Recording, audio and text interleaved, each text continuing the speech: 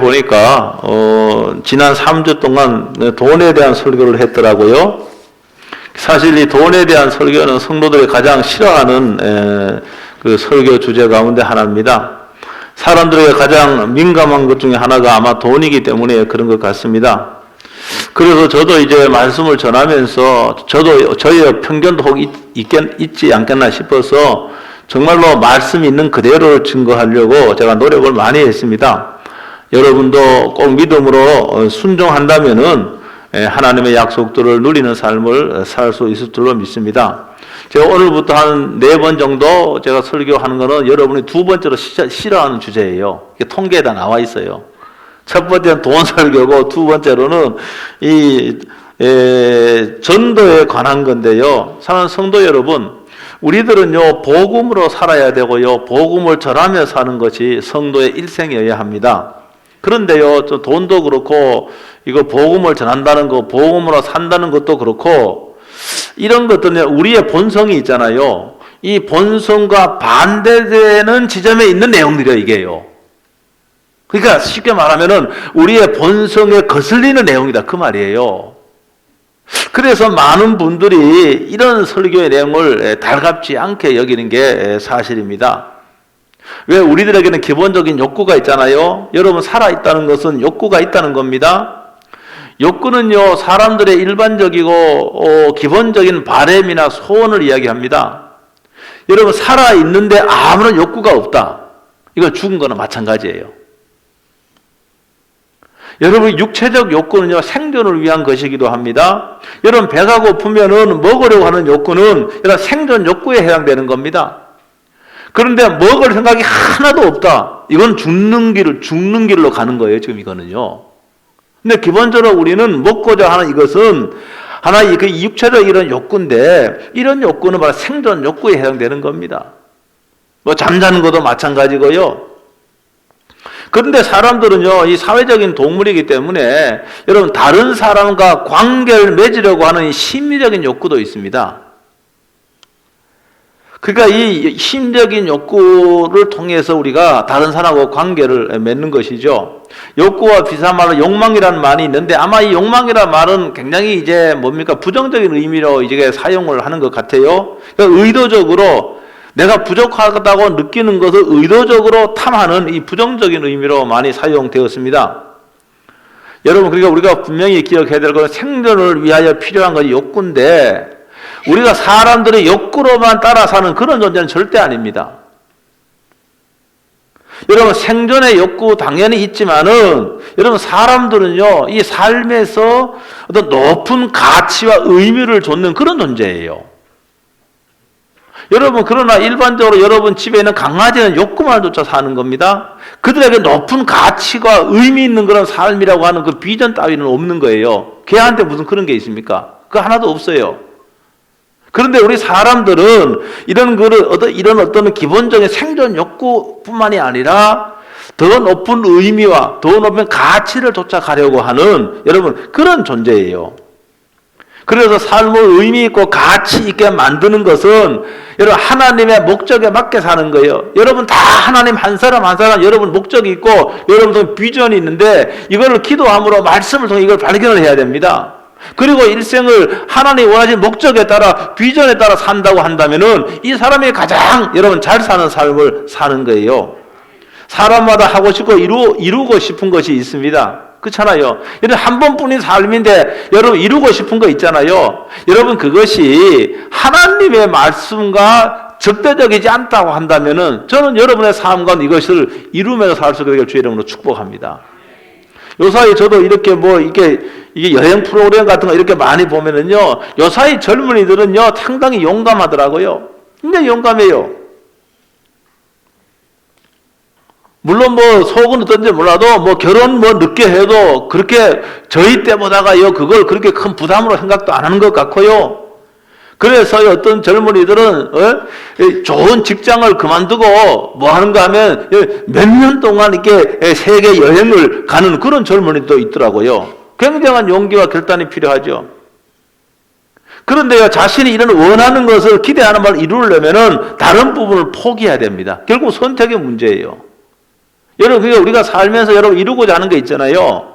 원하는 삶이 있잖아요. 그게 하나님의 뜻과 적대적이지 않다고 한다면은 그걸 이루며 사는 거, 이 땅에서 한 번이잖아요. 사실 그 이루며 살아도 그거 별거 아니에요. 그거 해보면은 그게. 내가 그런 삶을 로망하고 원할 적에는 대단한 것 같지만 실제로 해보면 그 별거 아니에요. 그런 거다. 그러나 우리가 한 번뿐인 삶이기 때문에 저는 하나님의 뜻과 여러분 적대적이지 않다고 한다면은 그 이루며 살기를 주의 이름으로 축복합니다. 여러분, 그런데 우리가 욕구에만 따라 사는 걸 잘한다고 말할 수는 없습니다. 우리는 욕구만을 따라 사는 것이 아니라 성도들은 하나님의 목적과 비전에 따라 살아야 됩니다. 여러분, 이것은 결국은 삶의 어떤 비전이라고 하는 것은 여러분 한 사람 한 사람을 향한 하나님의 여러분 계획과 목적이 있다는 거예요. 하나님께서 우리를 만드신 목적이 있습니다. 여러분, 각자를 향한 하나님의 목적이 있고, 여러분, 그리고 이 목적을 이루는 방법은 다양할 수가 있습니다. 이걸 비전이라고 말할 수 있습니다. 이 땅에서 가장 잘 사는 것은 하나님의 목적에 맞게 사는 거예요. 나를 향한 하나님의 비전을 따라 사는 것이 여러분 가장 잘 사는 겁니다. 여러분, 그렇지 않고 이거는 내팽개치고 스스로는 내가 참 보람된 삶을 살았다, 이렇게 혹시 여러분이 자부해도 이런 것들은 다 허망한 것에 불과합니다. 설령 많은 것을 이루었다고 해도 그런 성취가 여러분 주님 앞에서는 기억되지 않는다는 말입니다. 여기 오늘 뒤에 보니까 설교 주제가 뭡니까? 큰 주제가 뭐죠? 그 위에 오이코스란 뜻. 오이코스는 여러분 아까 읽은 사도행전 16장 31절에 나오는 말씀이에요. 주 예수를 믿으라, 그리하면 너와 내 집이, 이 집이라는 말이잖아요. 집이라면 하우스홀드인데 영어로 그렇게 되어 있는데, 이거는 이제 집, 패밀리, 가족, 뭐 이런 의미예요, 지금요. 이게 오이코스라는 뜻입니다. 이 말씀은 구원받은 당신을 통하여 당신의 오이코스가, 당신의 가족이, 당신의 패밀리가, 당신의 집이 다 구원받기를 원한다는 그 말씀입니다. 여러분, 저는 이 오이코스라는 의미를 여러분이 이 땅에 살면서 관계를 맺고 있는 모든 사람들을 확대 가족으로 오이코스라 이렇게 확대 적용할 수가 있는 것이죠. 이 로마서를 쓴 분이 사도 바울입니다. 사도 바울이 고린도라는 곳에서 로마에 그 교회도 없는데요. 그들이 모인다는 소식을 듣고 이제 그들을 사실 말씀을 가르치고 그 다음에 또 하기 위해서 이 로마서를 썼는데, 갈라디아에 보면은요, 바울은 자신이 누구인지를 분명히 알았습니다. 자신의 삶의 목적이, 비전이 뭔지를 그는 알고 살았습니다. 그래서 그는 비록 유대인이었지만은 거기 보니까 이방인의 사도로 내가 부르심을 받았다고 하면, 이방인의 사도, 이방인들에게 복음을 증거하는 자로 주께서 나를 부르셨다, 이렇게 말하고 있어요. 여러분, 그런데 자신은 유대인이거든요. 근데 자신의 마음 속에는 무슨 마음이 있는가 하면은 이 자신의 종족이, 자신의 오이코스죠. 그러니까 이 유대인들을 향하는 끊임없는 그런 끊임없는 그 고통과 걱정이 그의 마음속에 있었다고 말합니다. 그러면 이것이 사실이라고 하는 것을 성령께서 증거하신다고 이렇게까지 말합니다. 여러분, 왜냐하면은요, 그 예수님을 믿지 않는 그 당시에 그 유대인들이 자신의 과거와 똑같은 그런 모습이었거든요. 바울은요, 예수님 만나기 전에 자신은 하나님을 너무너무 잘 섬긴다고 그렇게 믿었습니다. 자신은요, 야훼 하나님께 충성된 그런 종이라고 믿었습니다. 엄청나게 열심히 있는 그런 사람, 하나님이 칭찬할 거로 믿었습니다. 그런데 그가 부활하신 예수 그리스도를 만나게 됩니다. 아주 극적으로 만나게 됩니다. 그래서 그 예수님, 너는 왜 나를 핍박하느냐고 이렇게 묻는 거예요. 아니, 내가 당신을 어떻게 핍박했습니까? 예수 믿는 사람을 핍박하고, 예수 믿는 사람을 고자질하고, 예수 믿는 사람을 체포하는 것, 이것은 곧 예수님을 핍박하는 것이고 하나님께 불충한 것이라고 하는 것을 그때서야 아는 거예요. 그러니까 그때까지 자신은 믿음이 좋은 사람으로 하나님께 대한 충성심이 대단한 사람으로 착각을 했는데 그게 아니라고 하는 사실을 알게 된 겁니다. 사랑하는 성도 여러분, 오늘 우리 이 시점에서 나는 우리 스스로 믿음이 있거나 않으면 우리가 믿음이 좋다고 생각하지 않습니까? 도대체 믿음이 있다는 근거는 뭡니까? 내가 목사기 때문에? 아니면 내가 장로고 교회 중직을 맡았기 때문에? 아니면 내가 오랫동안 교회를 다녔기 때문에 믿음이 있다고 생각한다면은 여러분, 오늘 사도 바울이 예수님 만나기 전과 똑같은 거예요. 회심하기 전에 사울은 자신의 믿음이 좋다라고 생각했는데 이게 엉터리라고 하는 사실을 알게 된 거죠. 오늘 찬양했듯이 우리가 믿음이 있다는 거 따라합니다. 하나님의 마음, 하나님의 생각. 여러분, 믿음이 있다는 것은 하나님의 마음, 하나님의 생각을 나의 것으로 받아들이는 거예요. 여러분, 하나님은 세상의 모든 사람이 구원을 얻기를 원하십니다. 그래서 디모데전서 2장 4절에 뭐라고 말하는가? 이렇게 축해서 말씀하고 있어요. 다 같이 읽어봅니다. 시작.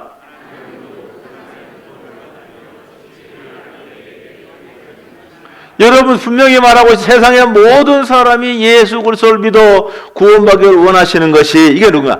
이게 하나님의 뜻이에요. 이게 하나님의 마음이에요. 여러분, 비록 자신은 유대인이 아닌 이방인들의 구원을 부름받았습니다. 그런데 자신의 오이코스, 자신의 민족, 자신의 동족이 예수 믿지 않는 걸 생각하니까 마음이 너무너무 고통스러운 거예요. 그러면서 오늘 본문 3절에는 뭐라고 말하고 있는가? 나의 형제, 곧 고르게 친척을 위하여 내 자신을 저주를 받아 그리스도로 끊어질지라도 원하는 바로다. 이건 뭡니까? 내 고륙, 내 친척, 나의 오이코스, 이들의 구원을 받는 것이라고 한다면은 차라리 내가 저주를 받는 것도 내가 마다하지 않겠다. 이거는 뭡니까? 그러니까 간절히 자신의 종족, 유대인들, 자신의 오이코스가 구원 얻는 것을 염원하고 있고 소원하고 있다는 것을 말하고 있습니다. 이 세상의 삶은요, 길지 않습니다. 짧습니다. 상대적으로 많이 오래 살았던 사람 있잖아요. 많이 오래 살았던 사람. 요새는 백수하는 사람 많으니까 그분들한테 물어보세요. 야, 참 인생은 참 길더라. 그렇게 말하더라 한 명도 없을 겁니다. 뭡니까? 야, 순식간에 지나왔다고. 100년이 순식간에 지나왔다고. 인생은 왜 이렇게 짧느냐고. 여러분, 대부분 그렇게 생각하고 그렇게 느낍니다.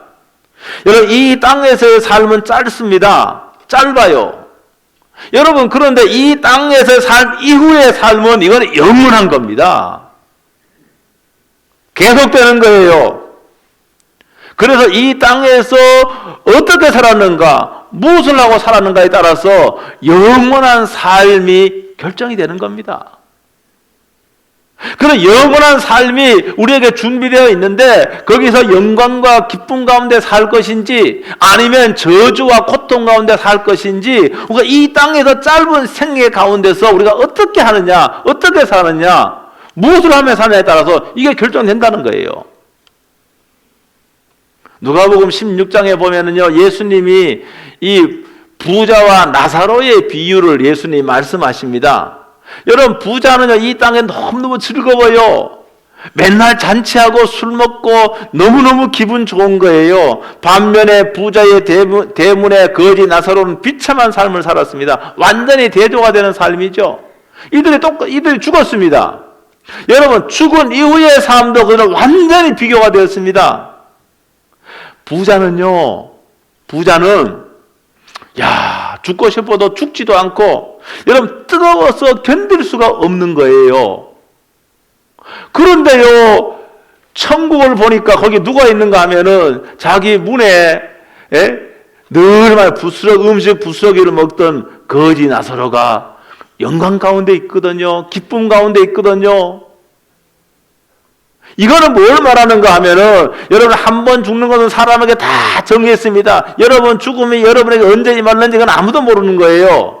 아무도 몰라요. 어떻게 압니까?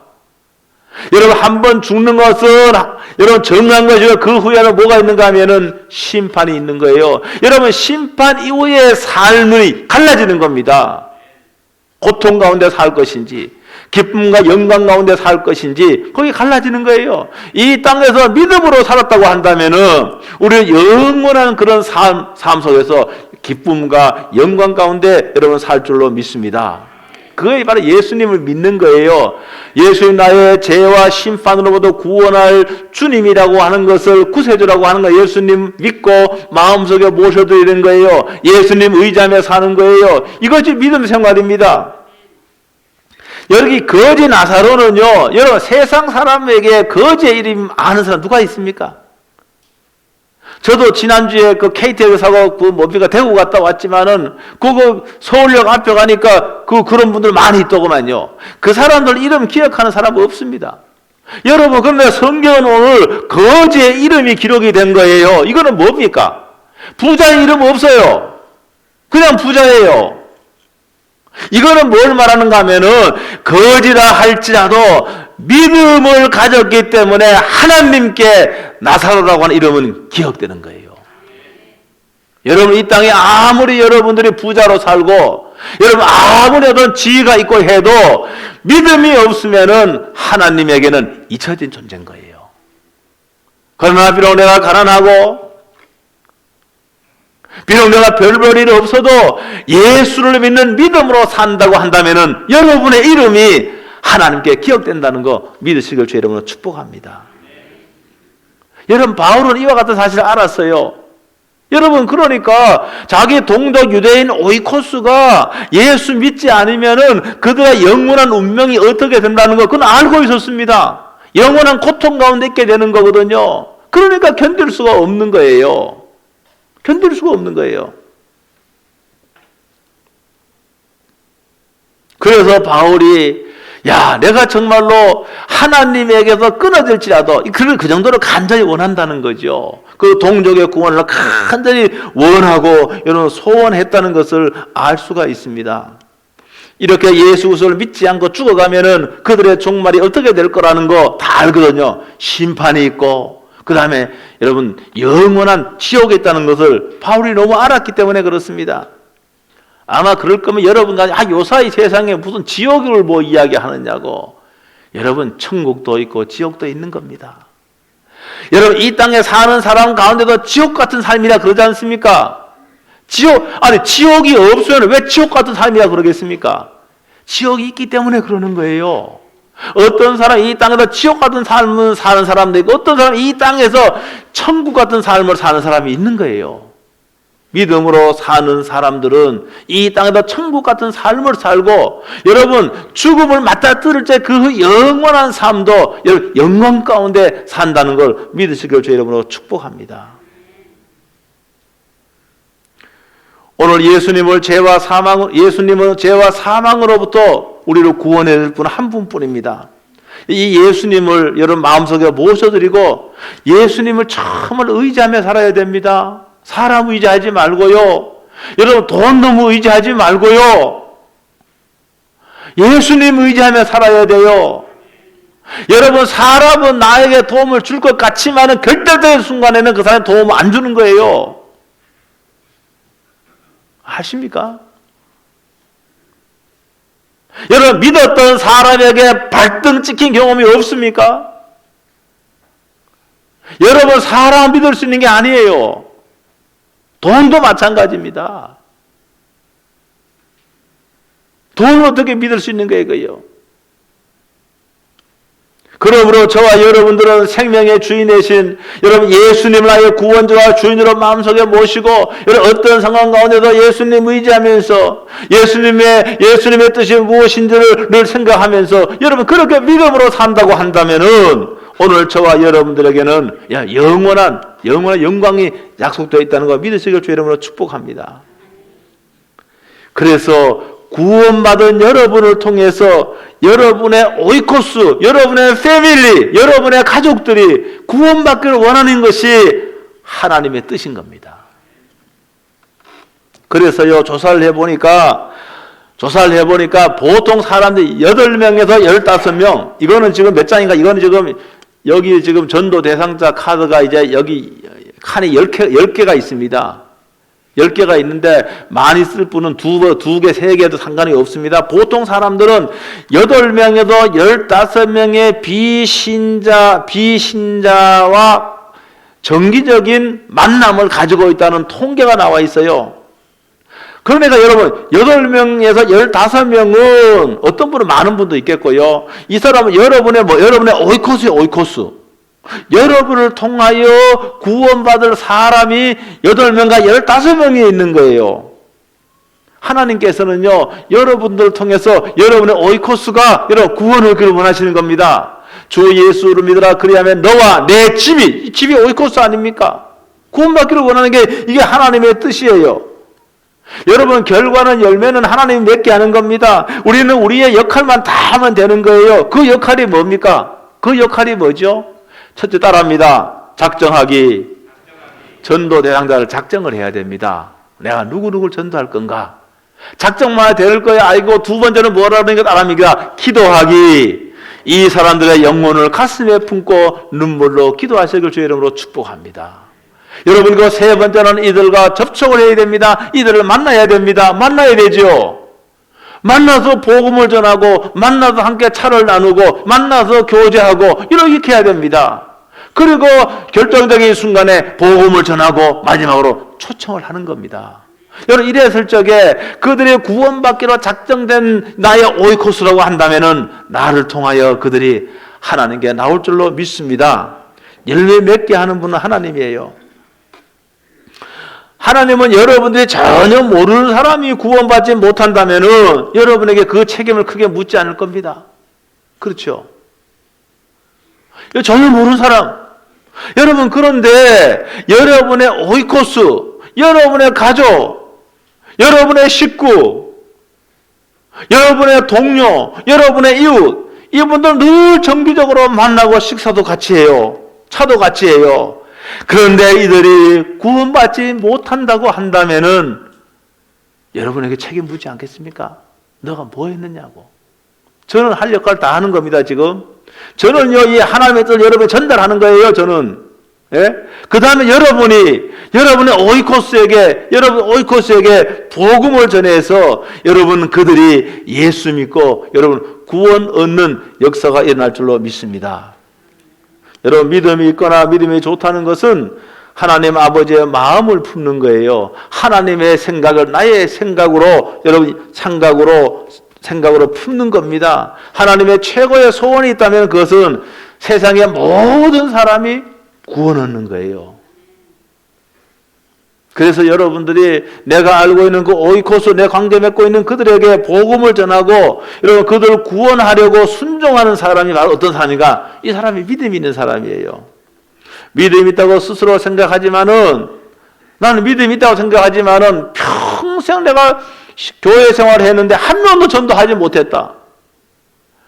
내가 지금 오이코스가 굉장히 많이 있는데도 그들의 영혼에 관심이 없다. 그냥 그들이 나랑 차를 함께 하고 식사 함께 나누는 그 정도고 전혀 관심이 없다. 여러분, 그러면은 이건 심각한 겁니다. 이거는 여러분에게 믿음이 있는지 없는지도 이거 체크해 봐야 되고요. 믿음이 있다고 한다면은 그래서는 안 되는 겁니다. 그들의 영혼에 관심을 가져야 됩니다. 여러분, 그들의 운명이 여러분에 의해서 결정될 수 있는 겁니다. 이 땅의 삶은 짧지만은 영원한 세계에서 여러분 부자가 고통 가운데 죽지도 못하고 불 가운데서 그런 신음하고 고통이 있습니다. 여러분의 오이코스가 그래도 미래에 그렇게 된다고 한다면은 여러분 가만히 있어도 되겠습니까? 아니, 가만히 있어도 되겠습니까?